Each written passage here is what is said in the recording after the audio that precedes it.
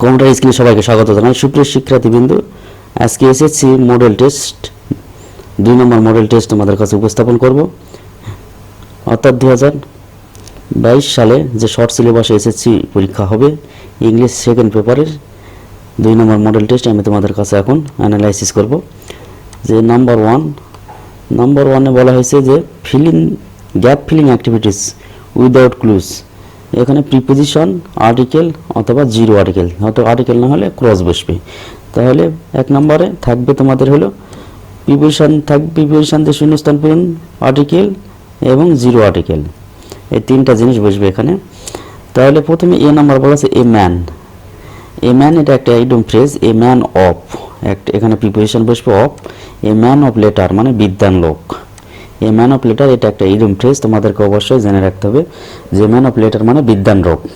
Is respected always, even সবসময় কি হয়, রেসপেক্টেড হয়, সম্মানিত হয়, ইভেন আফটার হিজ ডেট, এখানে প্রিপোজিশন বসবে আফটার হিজ ডেট, এমনকি মৃত্যুর পরেও তারা সম্মানিত হয়।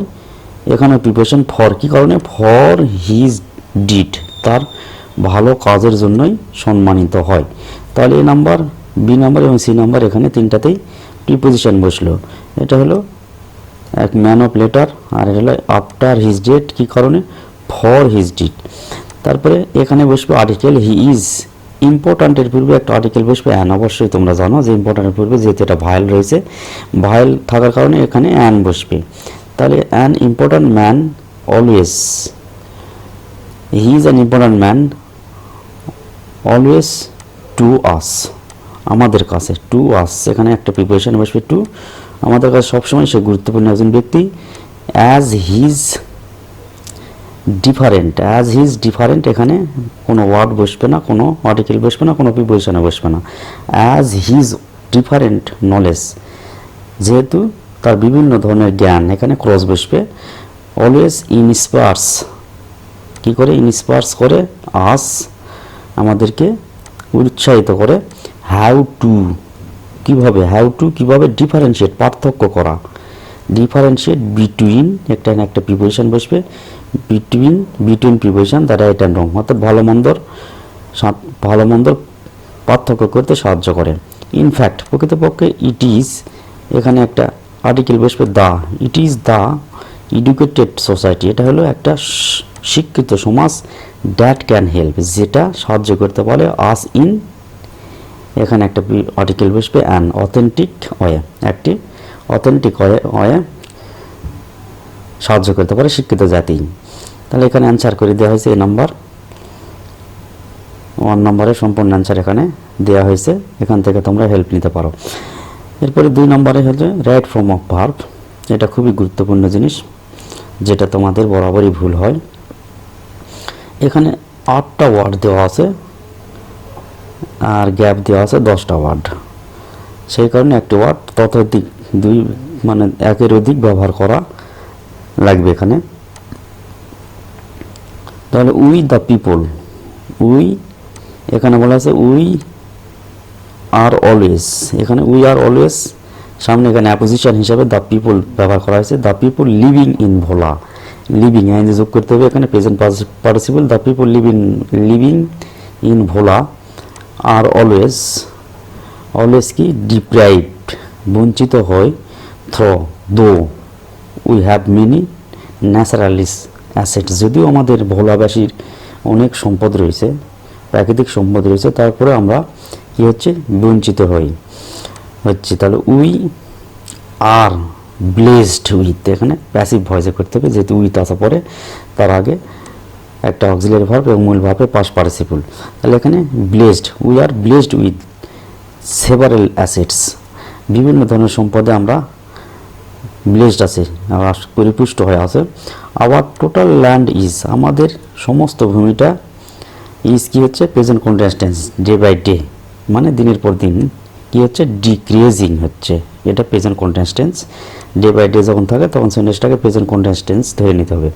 তাহলে our total land is decreasing day by day due to river erosion, অর্থাৎ রিভার এরোশন, নদী ভাঙনের কারণে আমাদের জমির পরিমাণ কমে যাচ্ছে। অ্যাজ এ রেজাল্ট, ফলে কি হচ্ছে, people living in coastal areas, বসবাসরত অর্থাৎ উপকূল এলাকায় বসবাসরত, present participle living in coastal areas, loss হারায় অথবা আর লসিং, প্রেজেন্ট কন্টিনিউয়াস টেন্স করা যাবে অথবা শুধু প্রেজেন্ট ইনডিফিনিট টেন্সে করা যাবে। আর লসিং হারিয়ে ফেলছে অথবা লস হারায় their all belongings along with their living places, বসবাসের জায়গা সহ তারা দিনের পর দিন হারিয়ে ফেলছে। স্টেপস, ব্যয় আছে, ব্যয়ের আগে পাস্ট পার্টিসিপল হবে।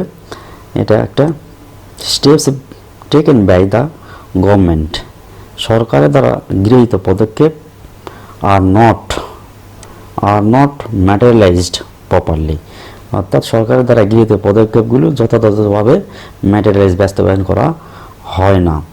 বিকজ অফ করাপশান, দুর্নীতির কারণে। সো দ্য কনসার্ন অথরিটি, সুতরাং যারা অথরিটি রয়েছে কর্তৃপক্ষ, তারা কি করে, has to interfere this matter. Authority কি, so the concern authority has to interfere the matter, অবশ্যই এখানে হস্তক্ষেপ করা উচিত। এরপরে এখানে অ্যান্সার দেওয়া হয়েছে, তাহলে একটা ওয়ার্ড 3 বার বসেছে, লিভিং ওয়ার্ডটি 3 বার বসেছে, যে নাম্বার, ই নাম্বার এবং জি নাম্বার। এরপরে 3 নম্বর এক্সচেঞ্জিং সেন্টেন্স 5টি থাকবে, 5 নম্বর থাকবে এখানে, relatives from this party are to observe certain rights, এখানে রাইটস হলো আচার আচরণ রীতিনীতি যেগুলো।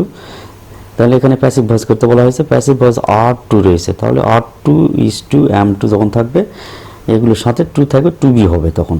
তাহলে অবজেক্ট আমরা সাবজেক্ট করবো কি, সার্টেন রুলস সাবজেক্ট হবে, certain rules are to observed, past participle by, subject কি অবজেক্ট হবে, by relatives from this party. এরপরে বি নাম্বার বলা আছে, arrangements for rejoicing and merry making are also made by them, এটা passive voice আছে, active করতে বলা হয়েছে। তাহলে ব্যয়ের পরে যেহেতু দেম আছে, এখানে সাবজেক্ট করলে দে হবে, দে মেক, এখানে আর উঠে যাবে, they also make arrangements for rejoicing and merry making.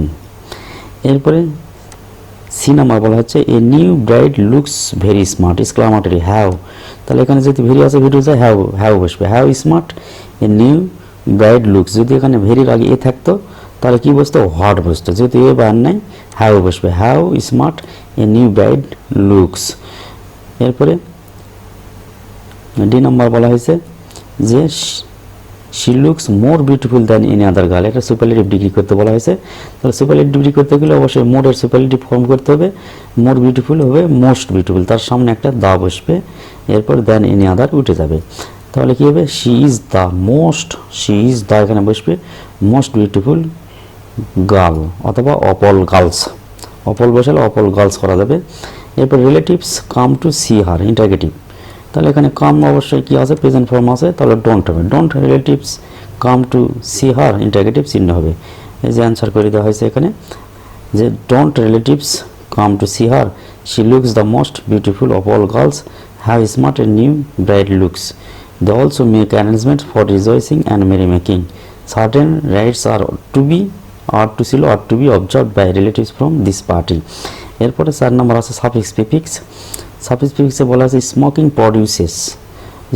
Produces কি করে, ডেঞ্জারাস, মারাত্মক, ডেঞ্জারাস ইফেক্টস হলো নাউনের পূর্বে অ্যাডজেক্টিভ হবে, তাহলে এখানে ডেঞ্জারাস অ্যাডজেক্টিভ হলো dangerous on man, by smoking a man incurs, both incurs মানে ক্ষতি করে, কি করে, ফিজিক্যাল অ্যান্ড ইকোনমিক লস, আর্থিক এবং শারীরিক দুই দিক দিয়েই ক্ষতিগ্রস্ত হয়। দ্য বাট ইন্ড অর্থাৎ শেষ টান, সিগারেটের শেষের দিকে টান of a cigarette, open cigarette causes devastating fire, মারাত্মক ক্ষতি সাধন করে শেষের দিকে। আর smoking is a kind of হলে নাউন হবে, এটা অফ, এরপর noun addiction, smoking is a kind of addiction, those who become addicted, বিকামের পর পাস্ট পার্টিসিপল হয়, অ্যাডিক্টেড, যারা অ্যাডিক্টেড হয়েছে to drug first begin smoking which is initial step for addiction, অর্থাৎ তারা প্রথমে বিগিন স্মোকিং, স্মোকিং থেকেই তারা অ্যাডিকশনের দিকে আস্তে আস্তে চলে গেছে। এরপরে we should realise, which is raise, আমাদের কি করা উচিত, রেইজ কি করতে হবে, রেইজ করতে হবে স্মোকিং, অ্যান্টি স্মোকিং, অর্থাৎ অ্যান্টি স্মোকিং মানে স্মোকিং বিরোধী, অ্যান্টি স্মোকিং অ্যাওয়ারনেস, যে আমাদেরকে রেইজ করতে হবে, জাগ্রত করতে হবে, অ্যান্টি স্মোকিং মাদক বিরোধী অ্যাওয়ারনেস, সচেতনতা নেওয়ান করতে হবে অ্যামং আওয়ার পিপল, লোকজনের মধ্যে।